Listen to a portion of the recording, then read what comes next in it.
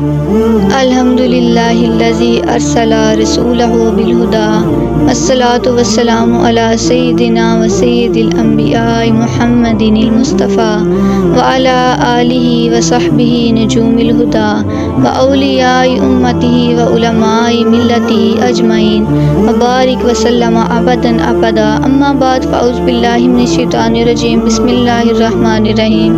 حضرت صالح علیہ السلام کا بیان۔ قرآن مجید فرقان حمید میں اللہ رب العزت نے ارشاد فرمایا وَإِلَىٰ ثَمُودَ أَخَاهُمْ صَالِحًا قَالَ يَا قَوْمِ اعْبُدُوا اللَّهَ مَا لَكُم مِّنْ إِلَٰهٍ غَيْرُهُ۔ اور سمود کی طرف بھیجا ان کے بھائی صالح کو، انہوں نے کہا اے قوم بندگی کرو اللہ تعالیٰ کی، اور نہیں ہے کوئی معبود سوائے اللہ تعالیٰ کے۔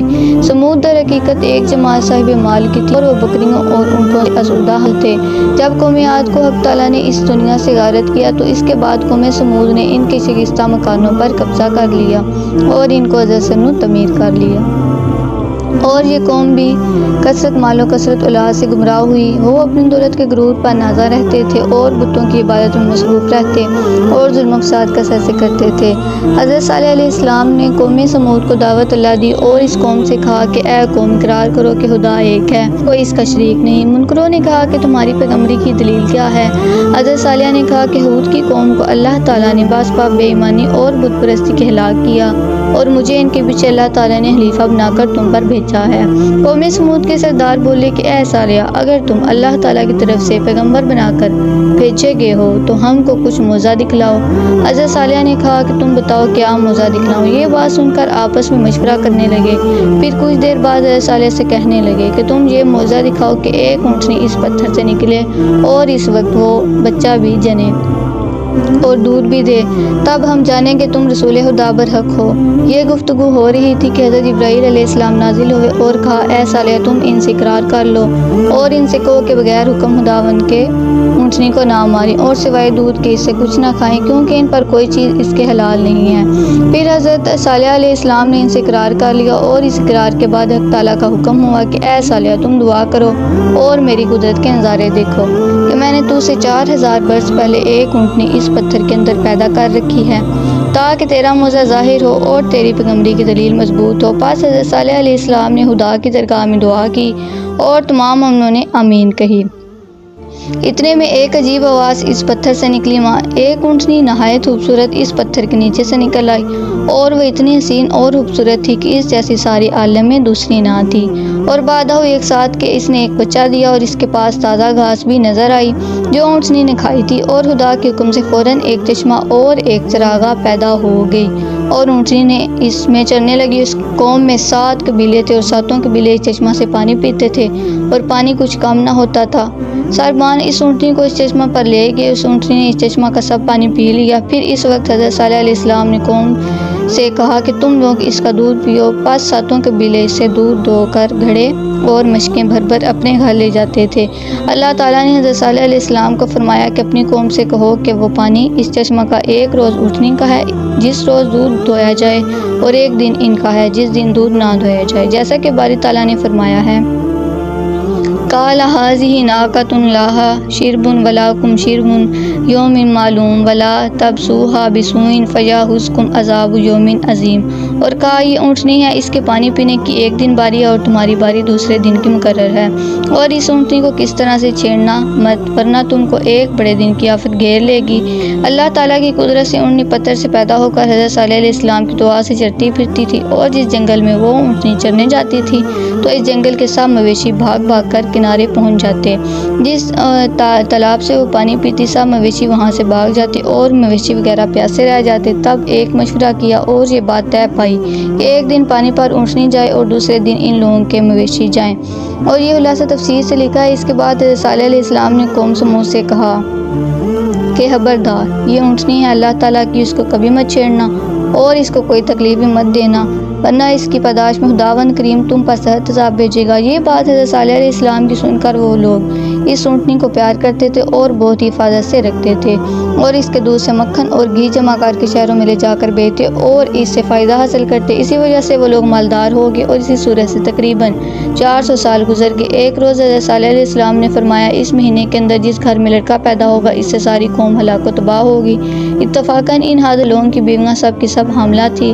مرضی الہی سے اسی مہینے میں جنہیں 9 عورتوں نے اپنے بچوں کو مار ڈالا اور ایک عورت نے بسبب اس کے کوئی فرزند اس کا نہ تھا اس لیے اپنے بچے کو نہیں مارا اور زندہ رکھا اور نام اس کا قدار رکھا۔ جب وہ لڑکا بالغ ہوا، شروز نکلا اور وہ 9 عورتیں جنہوں نے اپنے فرزندوں کو مار ڈالا تھا پشیمان ہوئی اور کہنے لگی کہ صالح کی بات جھوٹی ہے۔ اس سبب سے ایمان ان لوگوں کا حضرت صالح علیہ السلام اور ان کی اونٹنی سے ہٹ گیا۔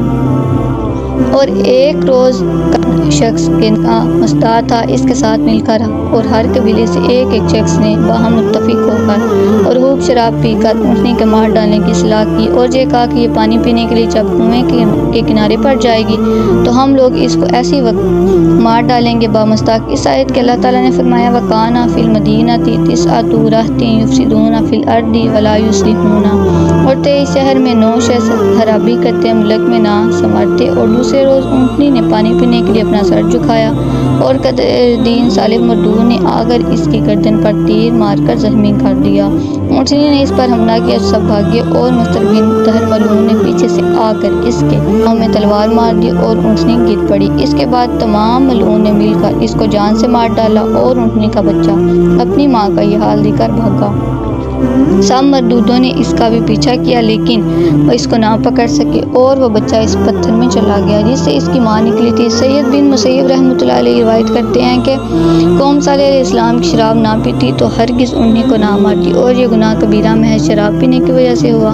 اور ایک حدیث میں آیا ہے الخمر ام الخبائث، یعنی شراب تمام برائیوں کی ماں ہے۔ تفسیر میں لکھا ہے کہ ایک عورت بدکار کے گھر میں کانی اونٹی بکری وغیرہ بہت تھے اور چارے اور پانی وغیرہ کی تکلیف سے اپنے یار کو سکھایا کہ جاؤ اونٹنی کے پاؤں کاٹ ڈالو، چنانچہ اس نے ویسا ہی کیا اور اس واقعے کے 3 دن بعد ان پر دردناک عذاب آیا۔ حضرت صالح علیہ السلام کو خبر دی گئی اور ان سے کہا گیا اس قوم سے کہو اللہ تعالیٰ کا ارشاد ہے فَعَقَرُوهَا فَقَالَ تَمْنَعُوا فِي دَارِكُمْ ثَلَاثَةَ أَيَّامٍ وَعْدٌ غَيْرُ مَكْذُوبٍ، پھر اس کے پاؤں کاٹ ڈالے تب کہا فائدہ اٹھاؤ اپنے گھر میں 3 دن اور یہ وعدہ جھوٹا نہ ہوگا۔ حضرت صالح علیہ السلام نے کافروں سے کہا حیات تمہاری 3 دن سے زیادہ نہیں ہے۔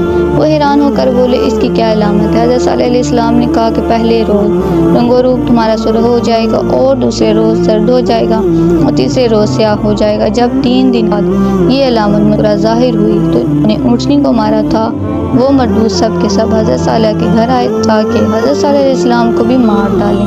تب اس وقت ان پر غضب الہی نازل ہوا اور جبرائیل علیہ السلام نے آ کر ان کے گھروں کی تمام دیواریں ہلا دی اور وہ تمام کافر اپنے اپنے مکانوں سے نکل بھاگے۔